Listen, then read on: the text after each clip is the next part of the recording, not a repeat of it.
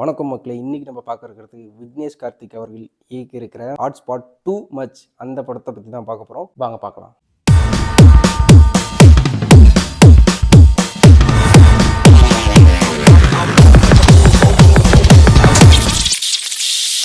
இந்த படத்தோட கதையை பற்றி சொல்லணும்னா, இன்னைக்கு என்ன நடந்துட்டு இருக்கு, ஃபியூச்சரில் என்ன நடக்க போகுது, ஜென்ரேஷன்ஸ் கிட்ஸ் அவங்க வளர வளர என்னென்ன தெரிஞ்சுக்க போகிறாங்க, இப்போ என்ன பண்ணி வச்சுருக்காங்க, இதுக்கப்புறம் என்ன அனுபவிக்க போகிறாங்கங்கிறத சொல்கிற ஒரு கதை. 3 ஸ்டோரி வருது.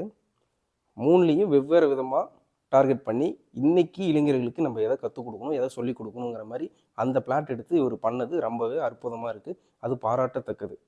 அதுக்கு ஹேட்ஸ் ஆஃப். திரைக்கதை பற்றி பார்ப்போம். திரைக்கதை கதைக்கேற்ற திரைக்கதை. ஏன்னா சில பேர் கதையை நல்லா சூஸ் பண்ணுவாங்க, திரைக்கதையில் கோட்டை விட்டுருவாங்க. அங்கே தான் நம்ம ஆளுங்க பிரச்சனையே, படம் ஓடாததுக்கான காரணமே. ஆனால் இவர்கிட்ட பொறுத்த வரைக்கும் கதைக்கேற்ற திரைக்கதையை பண்ணி ஒரு மாதிரி எங்கேஜிங்காக, பயங்கர எங்கேஜிங்காக கொடுத்துருவார். வித் ஃபன்னோட, லாட் ஆஃப் ஃபன் இருக்குது. நீங்கள் ஜாலியாக என்ஜாய் பண்ணி பார்ப்பீங்க. ஆனால் கருத்துக்கள் நிறையா இருக்குது. அதோட படத்தில் லேகுன்னு பார்த்தீங்கன்னா, லேகுங்கிறது ரொம்ப ரொம்ப குறைவு. வேணால் கிளைமேக்ஸ் கிட்டத்தட்ட நெருங்கும் போது உங்களுக்கு கொஞ்சம் லேக் அடிக்கிற மாதிரி இருக்கலாம். பட் கிளைமேக்ஸ் வரும்போது அதுவுமே உங்களை மறக்கடிச்சிடும். அதனால் லேகும் கிடையாது.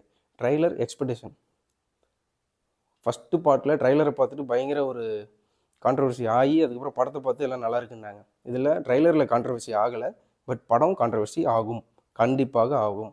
ஏன்னா அந்த அளவுக்கு உள்ள இம்பேக்ட்ஃபுல்லான டைலாக்ஸு, சீன்ஸு எல்லாம் வச்சுருக்காரு. அவ்வளோ போல்டாக வச்சுருக்காரு. இதுக்கே அவருக்கு மிகப்பெரிய பாராட்டுங்களை நம்ம சொல்லியே ஆகணும்.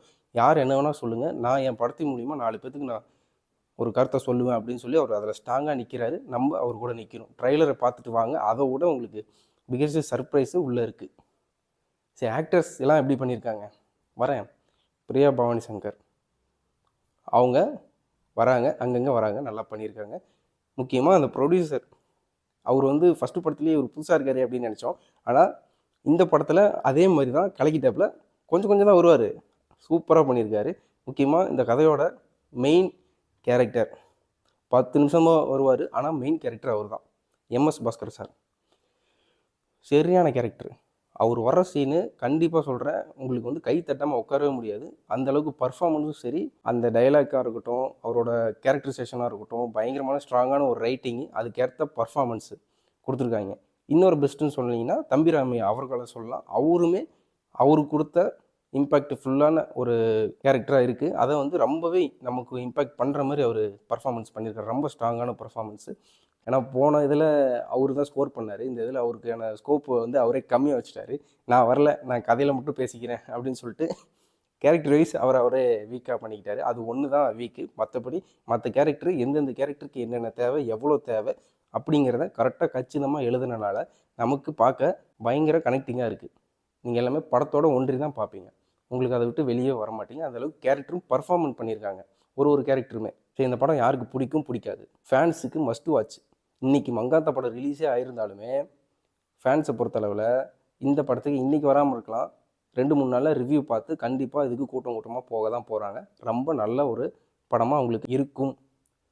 ஆனால் ஃபேமிலி ஆடியன்ஸை பொறுத்தவரையில் கொஞ்சம் கஷ்டம்தான். ஏன்னா அவங்களுக்கு சில சீன்ஸ்லாம் இருக்குது, பட் அவங்களுக்கு ஏற்றுக்க முடியுமா, கிட்ஸ் எல்லாம் கூட்டிகிட்டு போவாங்களா அப்படிங்கிறது தெரியல. கிட்ஸ் எல்லாம் கூட்டிகிட்டு போகிறாங்களா, நீங்கள் ஒன்றே அடல்ட் கண்டென்ட் இருக்குன்னு நினச்சிக்காதீங்க. அடல்ட் கண்டென்ட் கிடையாது, பட் இருந்தாலும் அவங்களுக்கு கனெக்ட் ஆகுமா அப்படிங்கிறது கொஞ்சம் சந்தேகம் தான். மைனஸ் பாயிண்ட் ஜாஸ்தி ஃபேமிலி ஆடியன்ஸ் சைடு. இந்த படம் பிளாக் பஸ்டர் ஆகுமா இல்லை ஃப்ளாப்பா, ஓவர் ஹைப்டா? கண்டிப்பாக பிளாக் பஸ்டர் ஆகும். அதுக்கான எல்லா தகுதியும் இருக்குது. என்ன தகுதி?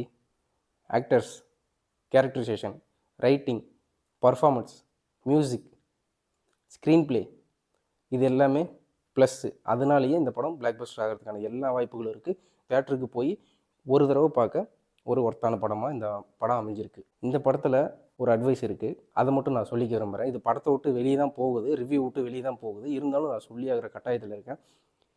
தளபதி ரசிகர்கள் அவங்கள மறைமுகமாக சாடியிருக்காரு. என்ன சாடியிருக்காருன்னா, நீ உன் குடும்பத்தை பாரு, என் பின்னாடி இருக்காத, பால் அபிஷேகம் பண்ணுறேன், கட் அவுட்டு கட்டுறேன் அப்படின்னு சொல்லி லாரியிலேருந்து கீழே விழுவுறது, சாவறது, குத்துப்பட்டு சாவறது, அடிச்சிக்கிறது, அதுக்கெல்லாம் சேர்த்து வச்சு செருப்பால் அடித்த மாதிரி ஒரு மெசேஜை கொடுத்துருக்காரு. நான் என்ன கேட்குறேன்னா, நீங்கள் இது மாதிரி யாராவது செருப்பால் அடிக்காத குறையாக உங்களுக்கு மெசேஜ் சொன்னால் தான் உங்களுக்கு மண்டையில் ஏறுமா, உங்களுக்கா ஏறாதா? அப்படிங்கிறது என்னோட கேள்வி. எல்லா ஃபேன்ஸுக்குமே பொதுவாகவே கேட்குறேன். நீங்கள் படம் பாருங்கள், என்ஜாய் பண்ணுங்கள், எல்லாம் பண்ணுங்கள். குடும்பத்தை ஃபஸ்ட்டு பாருங்கள், நீங்கள் படத்தை அப்புறம் பாருங்கள். அவ்வளோதான்.